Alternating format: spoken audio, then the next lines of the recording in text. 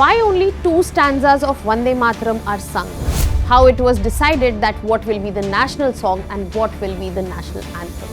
Why national anthem gets the constitutional protection but national song doesn't? And what is this whole controversy around Vande Mataram and the stanzas?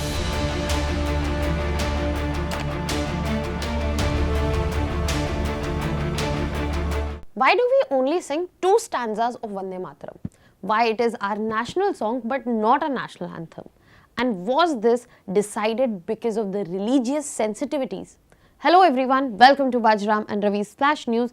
My name is Shubhangi Singh and today we are going to understand that when our national song is completing 150 years, why are we not talking about its glorious past but rather it has become a debate. What is the debate? What are the reasons behind it? What is the history and timeline and also the significance? We will be discussing all of that. So let us start with understanding the origin point of debate here. So initially in our parliament in Lok Sabha by our Prime Minister, it was talked about Vande Mataram, that initially it was Vande Mataram that was divided and then later on country went on to get divided. And that is when debate about Vande Mataram got heated up, where multiple questions around why it is not the national anthem, it should have been the national anthem, and why only two stanzas are taken. All of these debate arose. Now in today's session, we will be just trying to understand that what exactly is the debate. You can come on to your conclusion and we'll try to move towards a clearer yet balanced understanding. So let us start with understanding and looking at how exactly Vande Mataram was created. So when we talk about creation of Vande Mataram as a hymn, as a song itself, it was created by Bankim Chandra Chattopadhyay in 1875. Okay, now it was done in particularly Sanskritized Bengali and later it was published in 1882. Now one marked difference: when it was composed, it was initially just two stanzas, and when it was published in Anand Math in 1882, it included other 6 stanzas as well. Now when we are talking about this 6 stanzas, you have to understand this particular book Anand Math, it had its inspiration from Sannyasi rebellion of 1776 and 77 and revolt of 1857. It also had the context set in where our motherland was picturized by goddess Durga. So a lot of picturization was there. In that context, 6 stanzas were later added. Now when we are talking about these stanzas and the bifurcation, you have to understand that the later 6 stanzas which were introduced in Anand Math, they had certain religious depictions, especially because the motherland was depicted as goddess Durga, Lakshmi, and the whole plot of this particular book was about Hindu monks versus Muslim rulers. That was in the later 6 stanzas. But when we talk about Vande Mataram as song, most of us do not know the context from the Anand Math. We know and we remember it and we know the significance, that how it was part of our freedom struggle, how it was brought in Swadeshi movement, it was later banned by British and then it was chanted by revolutionaries, and Vande Mataram became the symbol of defiance, right? So in this very context, now let us move and also further understand that what is creating this whole of this debate. Now when we are coming to the next part of understanding that what is exactly the debate, we also need to understand that when we got freedom and later Constitution was made and it was adopted, it was then that for the role of Vande Mataram in the nationalist movement, starting with Swadeshi movement back in 1905, where it was popularized by many leaders, and that is to recognize the contribution and the significance of Vande Mataram.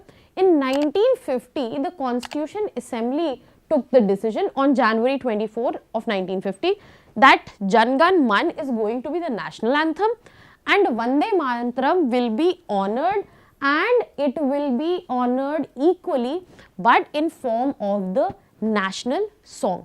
So that is when we got to see the decision that national anthem became Jan Gan Man and national song was Vande Mataram, but you have to understand that only 2 stanzas of Vande Mataram were taken in this particular scenario. I am not talking about the whole 8 stanzas. Only first 2 stanzas which were created back in 1875, they were taken up, and furthermore it has not been codified either in constitution or in law.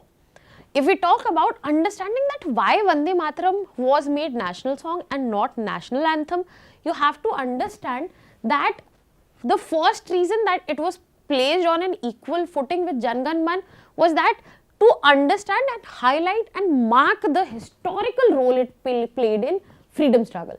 But at the same time, there was cultural and literary importance that was associated to this literature work of Anand Math by Bankim Chandra Chattopadhyay, and that is why it was also taken up. And another reason was the widespread popularity.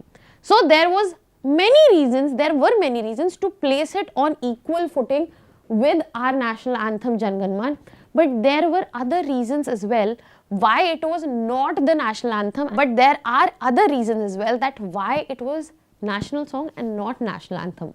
First, it was because Jan Gan Man was believed to be more secular and inclusive. There is no religious imagery which is associated with Jan Gan Man, but when we talk about Vande Mataram, there is religious imagery which is associated there.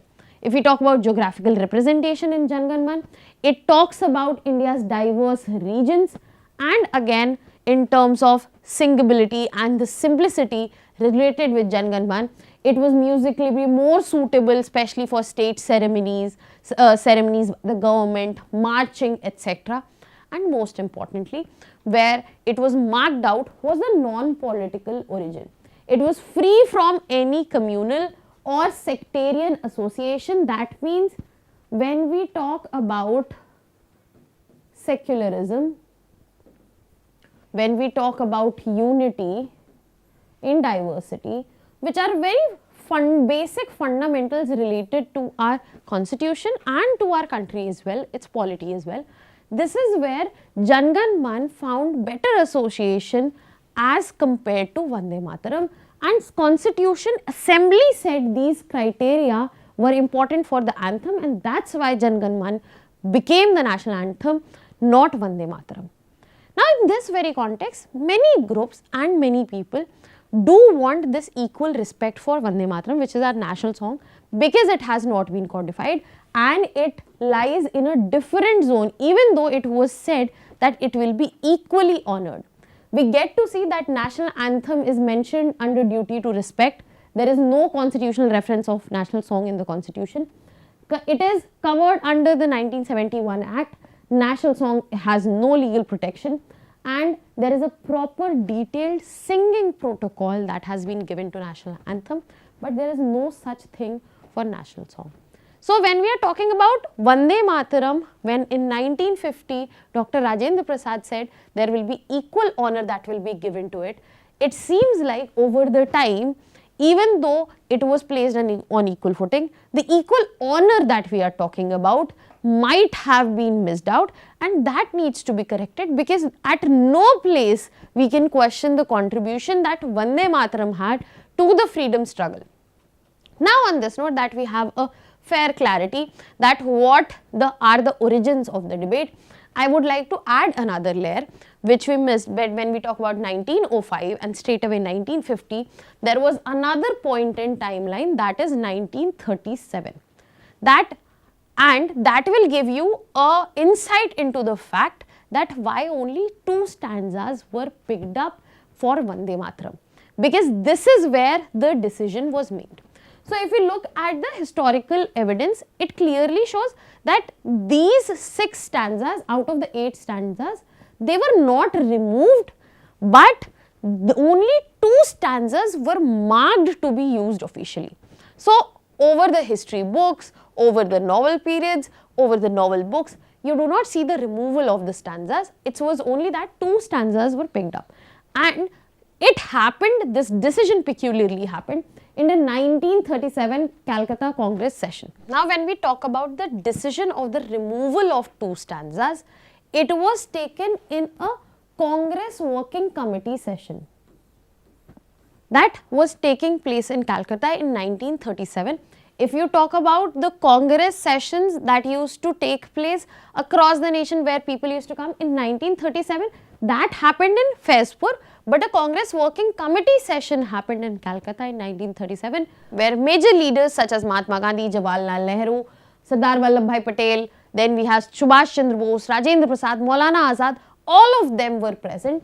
And this is where a concern was raised. If we talk about the whole of the song, that is Vande Mataram, it talks about that the word itself, Vande Mataram, is like, I bow to you mother, it means that. So it talks about that how this whole poem had a religious imagery, and the context of Anand Math is set in Hindu ascetics versus Muslim rulers, which can lead to some religious insensitivities, and the communal tensions by that time had started to rise already. And the song which is being used to actually bring in the feeling of nationalism, there are places where this song is being used to provoke Muslims in the riots, and this has been properly documented by historians as well.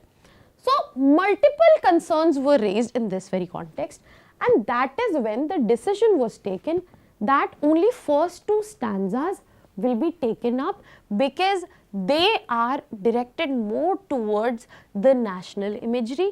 They will not hurt any religious sensitivities, and that is when we get to see Jawaharlal Nehru and Mahatma Gandhi standing up to the fact that only first two stanzas will be adopted for official use.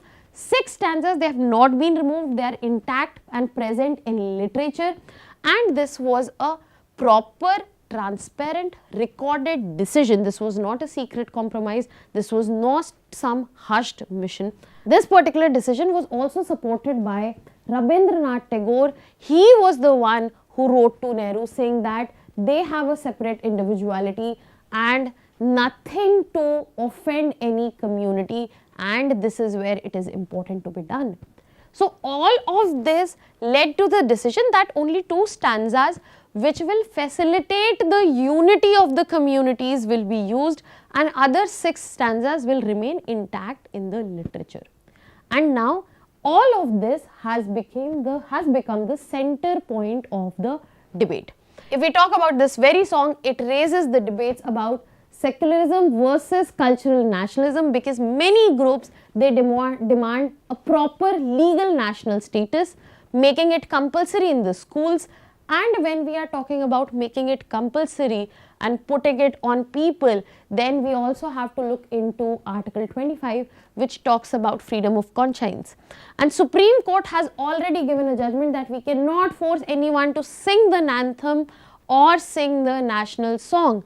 And recently this whole debate has revived in terms of political interpretations, in terms of decisions that were taken in past, and how this song has been divided or removed and has not been given appropriate significance.